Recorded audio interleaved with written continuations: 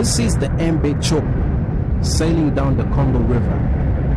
It's our third day on the boat, and we're somewhere between the city of Kisangani and the river town of Bumba. We're sailing virtually on the equator, surrounded by nothing but pristine rainforest and the world's second biggest river. However, what started out as our quest to undertake one of the world's greatest journeys has now turned into a struggle for survival.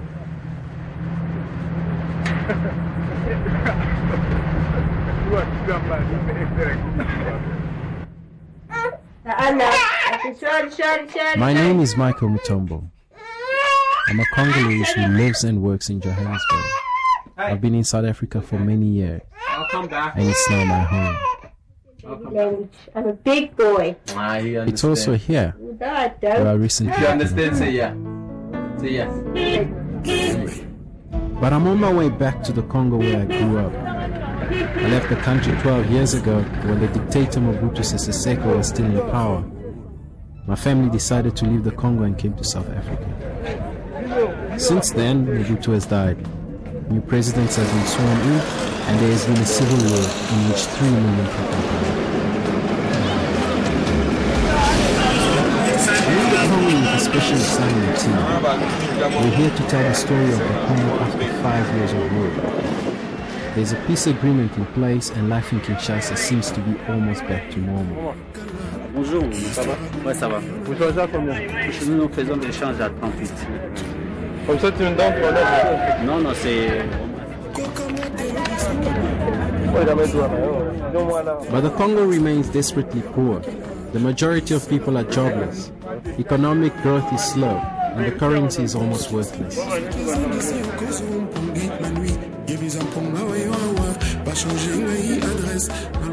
On arrival, it's time to greet family and old friends. My grandmother, who I have not seen for 19 years.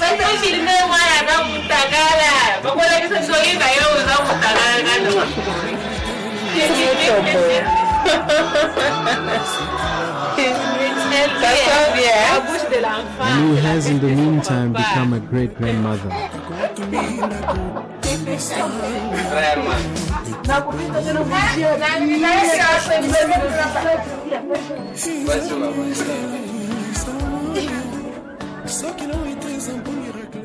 Nothing symbolizes the Congo more than the river, from which the country takes its name. There are virtually no roads, so the Congo River is the main highway.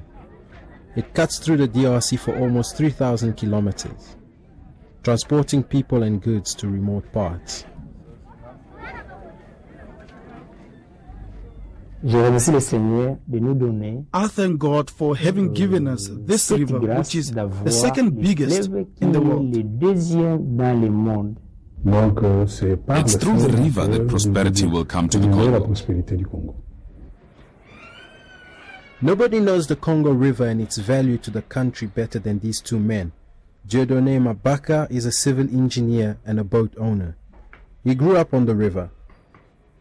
Jean Casongo is the director of the state-owned Department of Ports and River Transports, called ONATRA. The river ensures the unity of the country. It's not for nothing that it's called the Congo, the River Congo. And this country is called the Democratic Republic of Congo.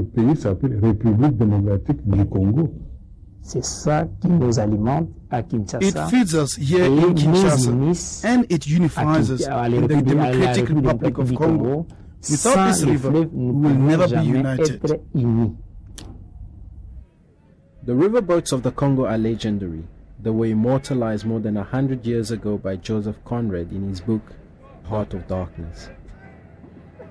The Belgians gave birth to the culture of river travel. Even today, it remains virtually the only means of transport for ordinary people. The most famous of these river voyages is the route between Kinshasa and Kisangani, a journey of 1,700 kilometers. It was this route that we plan to follow. Yes. A boat trip from Kinshasa to Kisangani is the life I like. L'atmosphère, vous sentez la vie. You really feel life. Pas air la conditioning. Climatiseur et consort, mais vous sentez la vie. Vous regardez comment est-ce que les gens amènent des poissons, amènent un peu de maïs, amènent un peu de cossette manioc, la façon dont vous mangez l'original. Why my country is called the Democratic Republic of Congo, I don't know. There has never been democratic elections. Instead, it was looted for 35 years by the dictator Mobutu, who called the country Zaire. Then the rebel leader Laurent Kabila came to power in 1997 and changed the name to the DRC. But he was also a tyrant. Civil war broke out in 1998 as rebels from the east rose up against his regime. The government closed the river. They feared that rebels might use the Congo to attack Kinshasa. The economy virtually collapsed. It was impossible to distribute food and manufactured goods. Laurent Kabila was assassinated in his palace in 2002, and his son Joseph Kabila came to power. Soon afterwards, he signed a peace agreement with foes and rebel leaders. There is now a transitional government in place. At the end of last year, the river was reopened for trade. Very happy, very happy. We arranged 3 convoys, and one of them went all the way to Kisangani, the MB Kamoto. It's time to look for a boat to transport us to Kisangani. But we discovered that there are no passenger boats left in Kinshasa. The harbors and ports have become virtual graveyards. Where once there were 500 boats sailing up and down the Congo's rivers, there are now less than 50.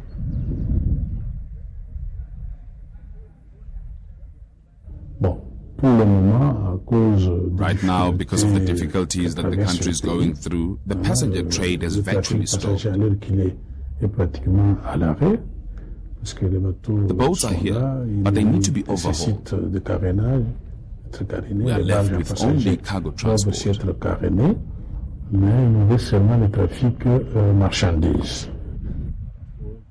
The government hopes to have these boats afloat within 5 years. When these boats are in motion, it's a floating village. A once thriving industry that drove the Congolese economy is in ruins.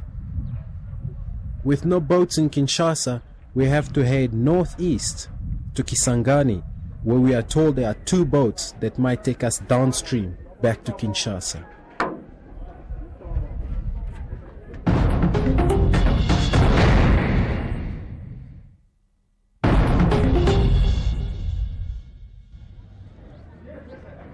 When we get to Kisangani, we have to report to the local immigration office.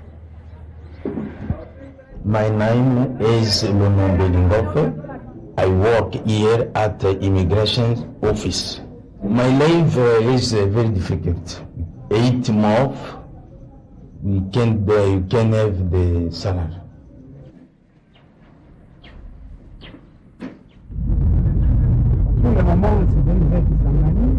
We are going towards Kisangani. Things are okay, except for the war that really made us suffer. Life here is a bit difficult.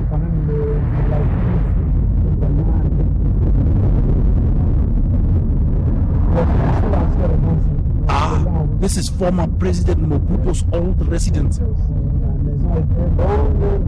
It was a very beautiful house, but after the war, it was completely destroyed.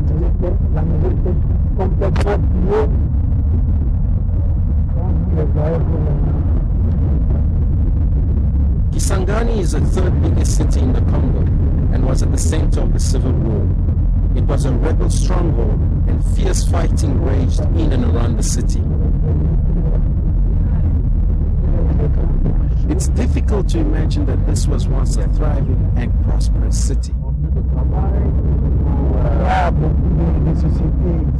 A lot of companies have closed down. There is a lot of unemployment. Even government employees who still have jobs aren't paid. There are 2 boats parked in Kisangani's harbor. The taxi driver says that the one has been here for a long time and might leave soon again. It is the MB Chopo and consists of a tug and 2 barges. Although cargo boats are not allowed or licensed to take passengers on board, nobody takes notice of this.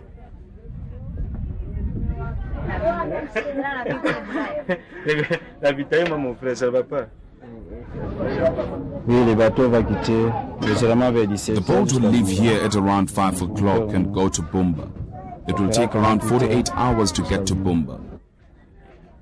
The chopper is old and run down, but it's our only option to get onto the river and back to Kinshasa. We pay Freddy $50 to delay the departure of the boat. This will give us a chance to explore Kisangani and prepare for the journey. What we don't know is that the chopper is not about to leave for another week.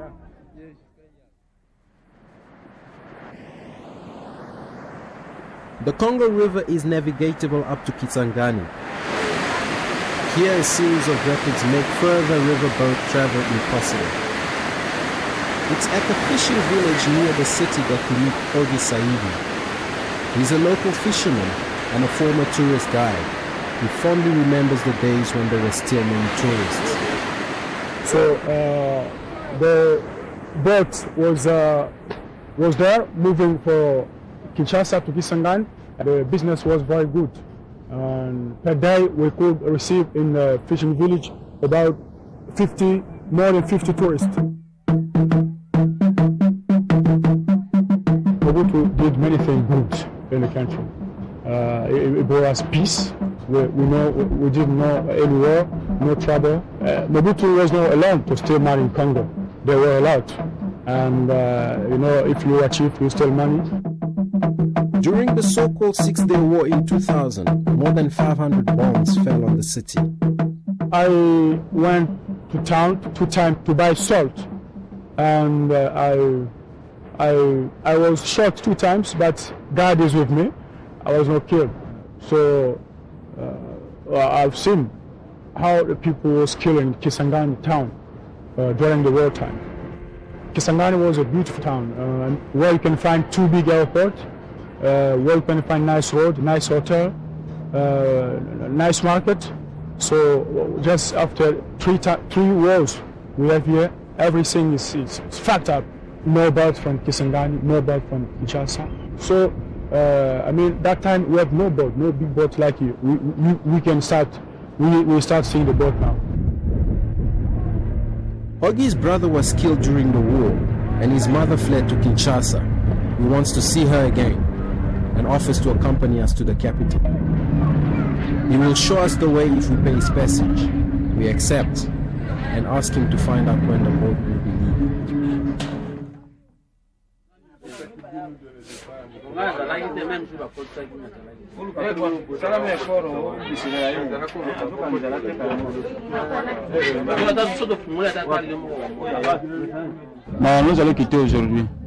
We're leaving today, in the afternoon.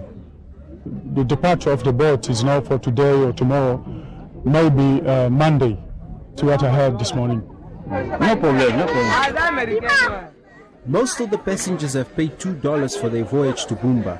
They eat and sleep on the boat while they wait. It's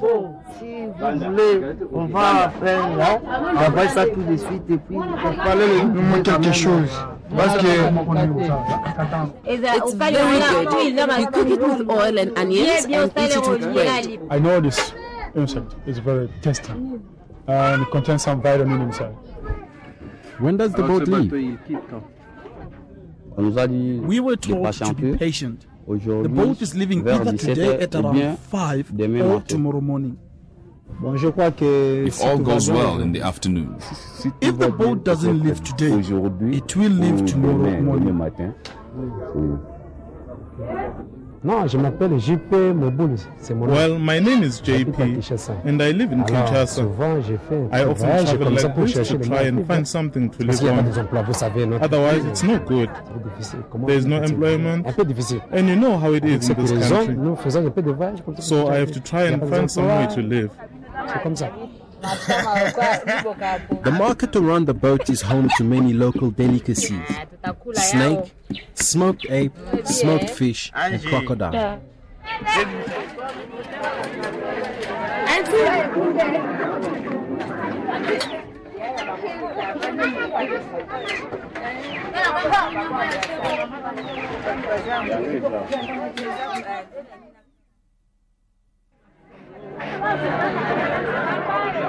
Today is Saturday, but what I'm feeling is that the boat is not going to leave today. This is my opinion. And I see nothing is happening. The documents, the captain has gone to fetch them. We are waiting. Le directeur nous a dit les bateaux quittent demain à 4h du matin. C'est vrai. Et qu'est-ce qui va se passer si les bateaux ne quittent pas? Si les bateaux ne quittent pas, if the boat doesn't leave, we're all going to get off. There's a new problem. Immigration officials want money before allowing the boat to leave. He must make all effort to get the money for to he can finish the small problem for to go. In the meantime, we're ripped off by soldiers, policemen, and officials. Day after day, we are arrested, questioned, and forced to pay bribes to people like this army officer. Soldiers tell us that the last time they were paid was in March. They received $12. Many are desperate and destitute, and obviously pose a great threat to peace and stability. There is no help for us. I can show you my injury. I was supposed to have surgery, but they say there's no help for me. They want large amounts of money, which I don't have. Over here it does not work. There's no movement, and it's very painful. The bullet went in here and came out here and broke my bones. I'm suffering a lot. I have a wife and 2 kids. They don't have anything to eat, and yet I'm a soldier for the government.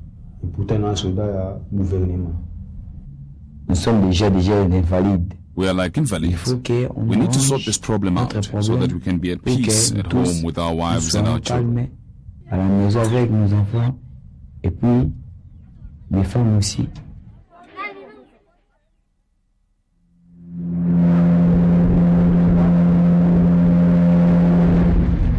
Sunday morning, when we arrive at the harbor, the chopper is gone. In the dead of the night, Freddy has moved his boat 2 kilometers downstream. He hopes to escape the greedy immigration officers.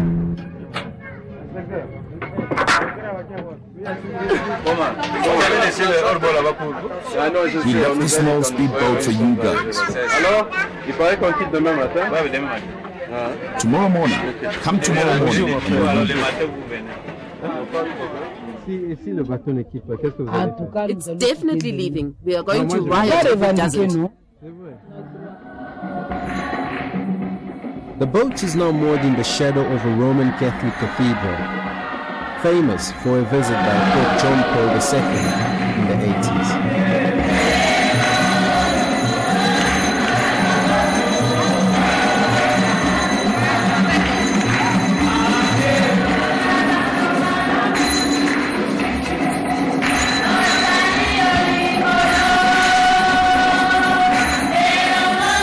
Might have escaped the immigration officials, but the boat is not docked near an army camp. Soldiers last night came here and they want money to the passengers. So the passengers said, we don't have any money. They said, but maybe we're back again at night.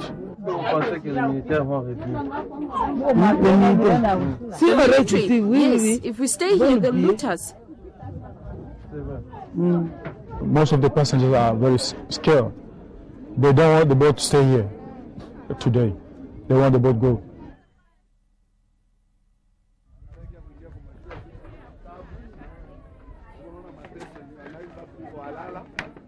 Finally, Freddy tells us to board the boat. He has paid all the debts and bribes, and his documents are in order. There are 350 passengers on board.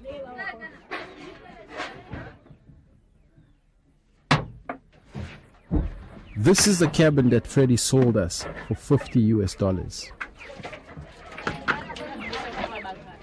However, as we're about to depart, one last problem. These are security policemen with a warrant for Ogi's arrest. They say he failed to inform them that he is working with foreigners and is traveling to Kinshasa. They claim it's a criminal offense. There is no time to argue. We pay them $20. It's over. We were supposed to take him with us, but there's no more problem. If the immigration officers are not paid, it's not my fucking concern. So I don't understand why do I need the permission to go to my capital? I'm in Kinshasa. I'm Congolese. It's unbelievable. You know, I'm not responsible of this country.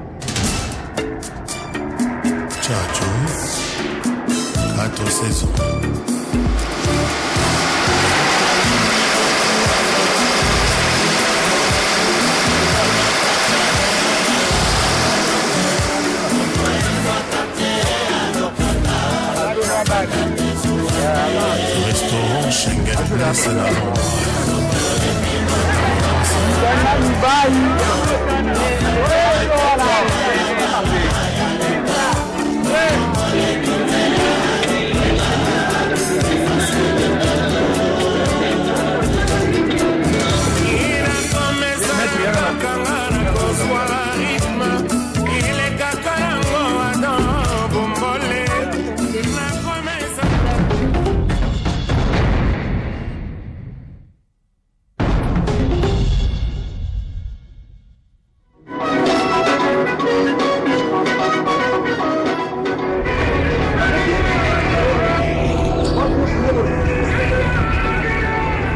Chopper sails throughout the night without lights or any navigation equipment.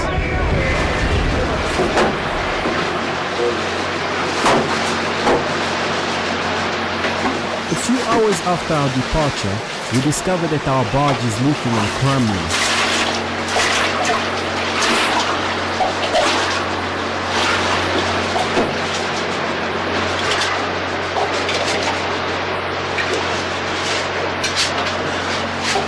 Holes in the hull are simply sealed with wooden wedges.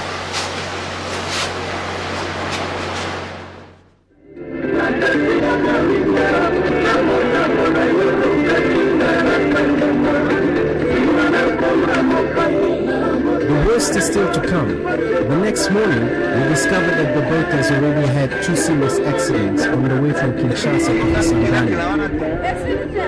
Our boat went and got to crash on a very big stone, and it make a very big hole under the boat there, and the water started to come inside the boat, and it make us go down. It was too serious, but myself, I'm astonished that nobody died. It was just a protection from board. Congolese boats have a terrible safety record. In November last year, 160 people died when a boat sank. In February this year, another 300 passengers died when their boat capsized. The barge, I don't know, it was made in 1970. Now it must be something like 34 years old. That one we didn't want to travel with, but we took it just because we didn't find a good one. Just when we reach Kinshasa, we are going to forget it. That one is not too safe. These words are hardly cold.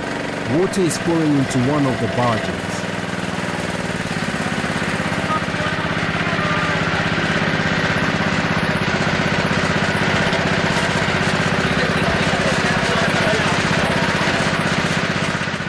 It's not so safe.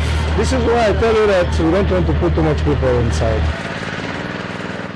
The problem is that this is a small barge and is old. It's very old. It's just because of the war. The war had broken the economy. The problem is that it's not easy to find a new one. All the barges in the barges in Kinshasa, they are all old. People are not making new ones. Today is Tuesday, I think. Tuesday. We reach Bumba tomorrow in the afternoon. As night falls, the captain refuses to stop the boat. Then it hits a sandbank and an island. It lies low in the river because of all the water it's taken in.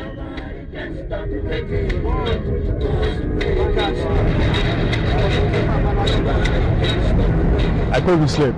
I was thinking about my small family in Kisangani. You know, we was in a deep danger of dying. Once when the boat was going to sink, I can tell you that nobody could be able to survive because the area was supposed to be a lot of crocodiles and the hippos.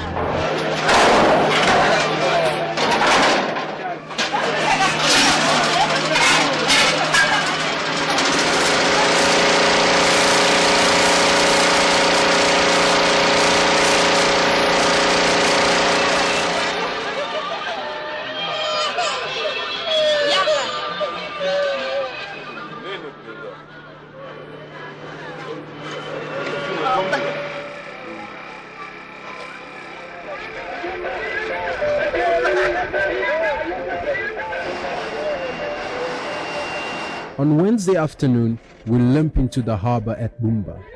Once a thriving river port, it was virtually destroyed during the Civil War. Now it's without water or electricity.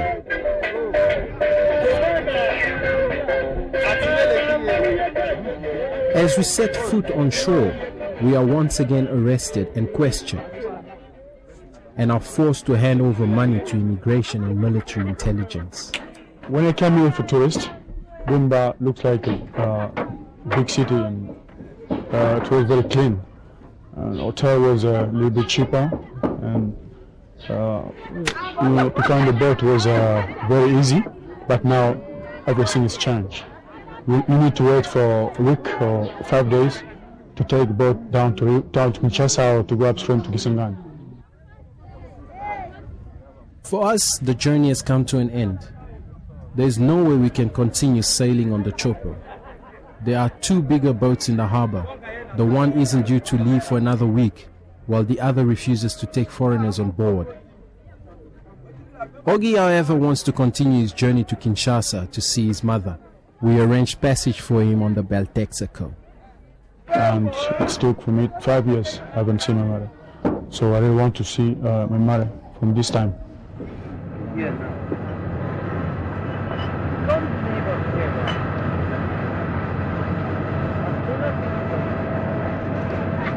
The trip will take me about 10 days, and I hope it's not going to be like the one we took from Kisangani to here.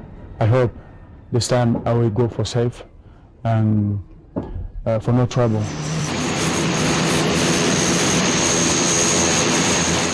There is nothing more we can do but board a cargo plane in Bumba and head for the relative safety and comfort of Kinshasa.